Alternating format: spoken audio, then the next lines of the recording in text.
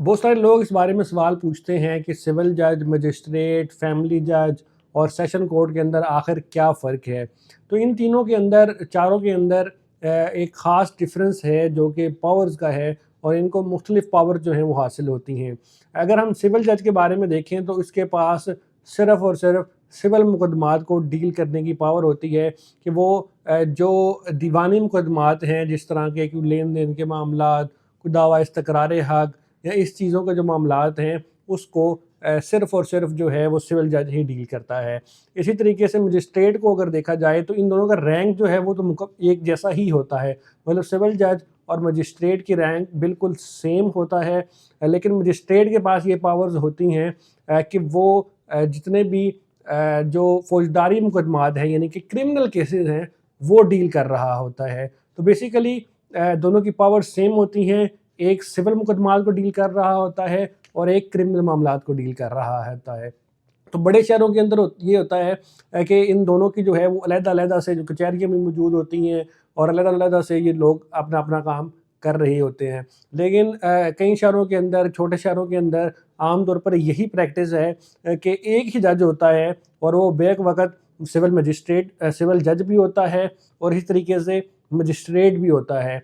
तो इन दोनों की पावर जो है वो सेम होती हैं, क्योंकि तो एक ही जज अपॉइंट किया जाता है, क्योंकि रिसोर्सेज कम होते हैं, और ये एक ही जज दोनों पावर्स को इस्तेमाल कर रहा होता है। मतलब कि वो बे वक़्त दोनों किस्म के मुकदमात, सिविल भी और क्रिमिनल केसेस भी इस्तेमाल कर रहा होता है।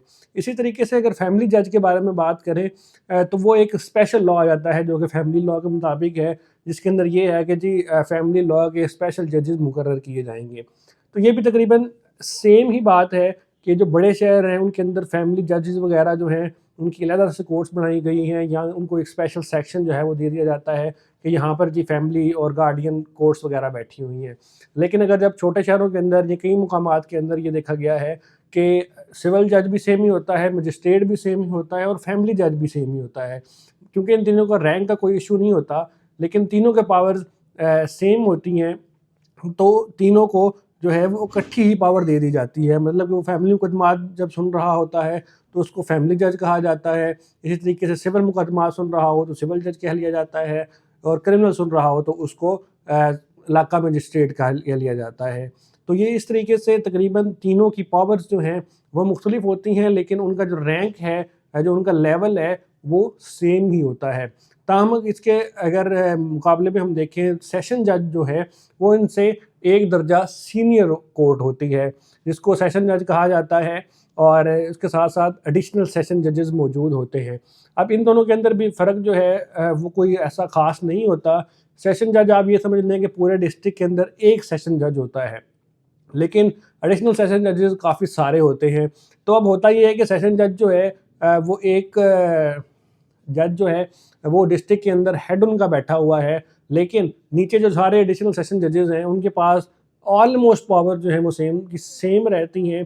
कुछ मुकदमात के अंदर जो है वो सेशन जज की पावर थोड़ी सी उससे ज़्यादा होती है। वो इस तरीके से होती है कि सेशन जज के पास कई मुकदमात जो हैं वो दायर होते हैं, और उसके बाद वो उस सारे इलाके के अंदर सबको मार्क वो कर रहा होता है सेशन जज कि जी ये मुकदमा ये फ़लाना एडिशनल सेशन जो सुन ले, और ये मुकदमा फ़लाना एडिशनल सेशन जो सुन ले।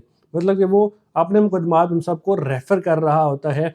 लेकिन जब ट्रायल कोर्ट की बात हो रही होती है, मुकदमात सुनने की पावर्स होती हैं, वो तकरीबन सबकी सेम टू सेम ही होती हैं। तो कई इलाकों में ये होता है कि सिर्फ एडिशनल सेशन जजेस ही होते हैं, और उन्हीं एडिशनल सेशन जजेस के अंदर से ही एक जो सीनियर एडिशनल सेशन जज होता है उसको ये पावर दे दी जाती हैं कि वो उस इलाके के अंदर जो है वो मुकदमात को तकसीम करे। जो मुकदमा अपने पास रखना चाहे अपने पास रख ले, और बाकियों को उनके अंदर जो है वो तकसीम कर दे।